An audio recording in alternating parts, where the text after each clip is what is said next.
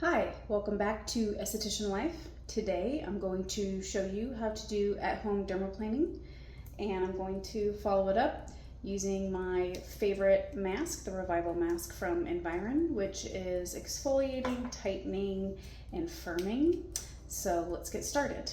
So my face is already clean. I've used a skin brightening cleanser. I like to use this cleanser before I dermaplane myself at home because it's very foamy, so it does a very good job cleaning my skin and making me feel like I have a nice clean surface, as well as it has skin brightening agents in it to help with pigmentation and discoloration in the skin.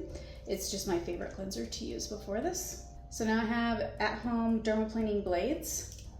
So I'm going to use 2 today because I have let myself grow out completely fuzzy. And when I do that, I feel like I have so much hair on my face that I like to get a nice, clean, perfect shave all the way around my face that's not going to leave me with any kind of razor burn or anything like that. So I like to use 2 blades during my service, 1 for each side of my face. The other thing that I'm going to do is show you how you can dermaplane dry and with oil. So I'm going to do the dry side first, and then I'll apply a little bit of oil to my face, and then I'll do the oil dermaplaning on the other side of my face with the other blade. So let's get started. Something to keep into consideration when you're doing at-home dermaplaning is you don't want to nick yourself or cut yourself. So as I'm doing the facial, you'll see me hold my skin taut in different ways. I will also start with using a downward motion with the blade. So if you have sensitive skin or overly dry skin, then I would suggest that you don't also do the upward motions that I go back over my face with.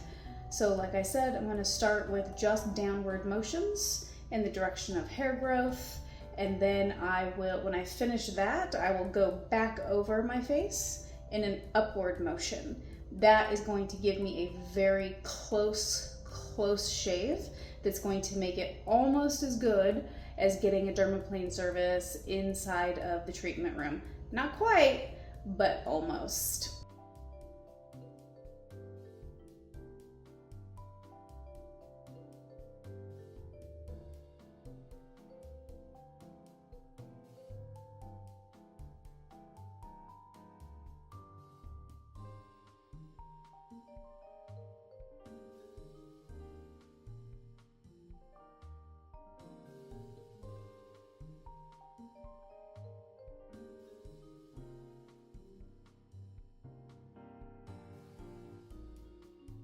Okay, so now that I've finished doing all the downward motions, I'm going to go back and I'm going to use upward motions. So now again, if you are very sensitive skinned or dry skinned, just stop here and proceed with a mask. But if you have more oily skin or tougher, more resilient skin, then go ahead and go back with an upward motion.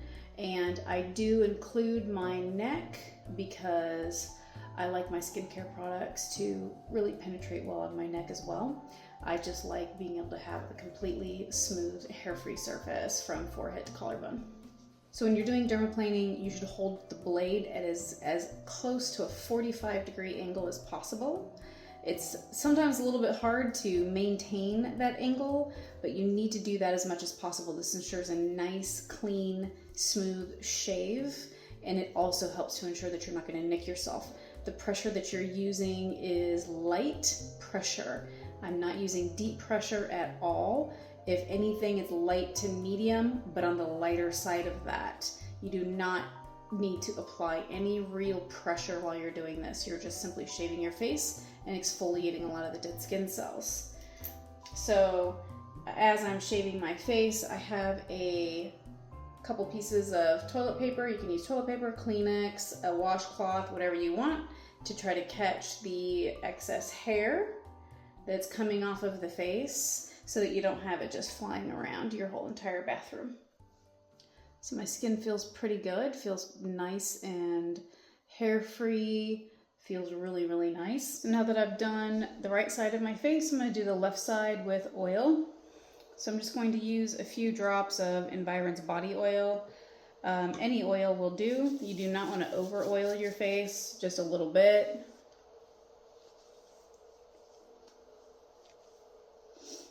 So this really helps if you are dry or sensitive skinned. Really helps to condition the skin first before doing the dermaplaning. In my studio, I do all of my dermaplaning with oil because it definitely makes for a better dermaplane experience overall. So again, if you're dry or sensitive skin, try a little bit of the oil. So I have my fresh blade.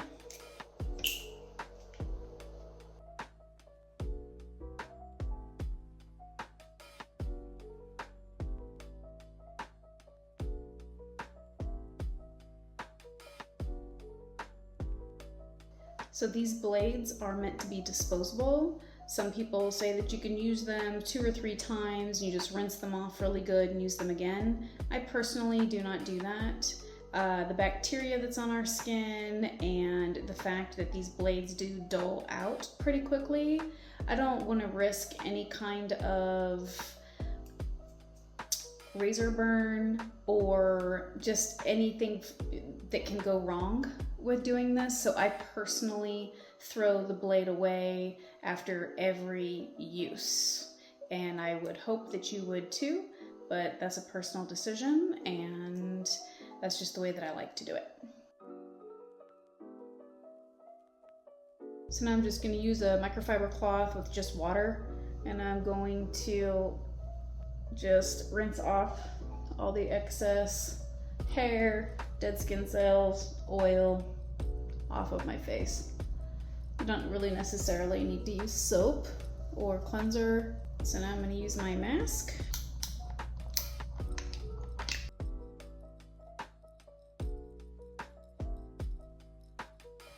So now this mask does tingle quite a bit right after doing a dermaplane, because when you do dermaplane on yourself, you are exfoliating a lot of the dead skin off of your face. So don't be alarmed when you use more intensive masks after a dermaplane if it feels a little tingly or prickly. So now I'm going to leave this mask on for about 10 minutes. I'm going to rinse it off, and then I'm going to do the rest of my skincare routine, starting with a toner, and then my lightest serums to my heaviest serums, and then my moisturizer. So that's what you would do at home after you take your mask off.